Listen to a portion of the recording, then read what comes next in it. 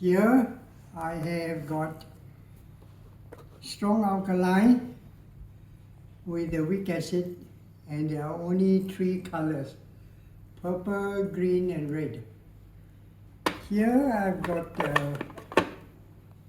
weak alkali and a weak acid, and it's able to give you more colors, more color layer. It has got green, it has got yellow, it has got orange. Now of course if I put more acid at the top, then the top will become red. The top will become red, can you see? Yeah. So now there are orange and yellow layer, and actually there is a blue layer between the green and the purple. Between the green and the purple. Maybe you can see. Yeah, I can see. Green and purple. So this is about 6 color in a test tube. Okay? And then over here we have an egg where the shell is completely dissolved, and this egg can bounce on top here. Yeah. And this is obtained for about soaking this egg with the hard shell in vinegar for about 3 hours. But if you use quail's eggs are much smaller, right? Yeah. Then you might be able to get in 1 hour. Okay? And the reason why the hard eggshell dissolved in vinegar, which is acetic acid or ethanoic acid, is because the hard shell of calcium carbonate is reacted upon by the acid, and then the shell completely disappears. So my question is, how are chicken and duck so clever to produce hard shell? I can only have one explanation.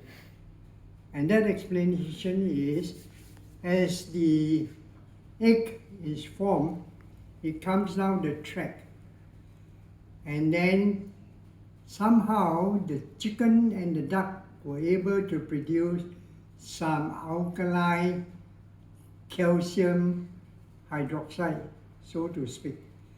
And then it is able to extract the carbon dioxide from the blood that goes into the tract, and calcium hydroxide and the carbon dioxide becomes calcium carbonate, hard, not soluble in water.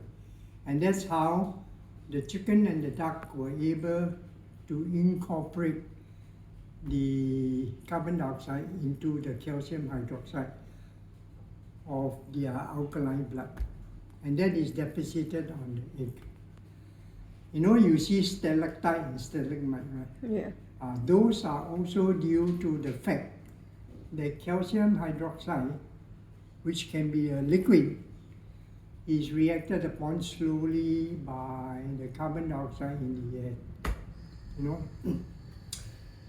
as a Christian teacher, I can tell you, or I can make a guess, how Jesus turned water into wine. You see, wine is actually ethanol. Ethanol contains carbon, hydrogen, and oxygen. But how water has no carbon, right? Where did the carbon come from in ethanol when Jesus turned water H2O into into C2H5OH? That means he has incorporated the carbon dioxide, right? So as the creator of the universe, he's able to pull the water, to pull the carbon dioxide and mix it around and turn it voila into ethanol molecule, which is wine. And ethanol molecule are the only ethanol that you can drink.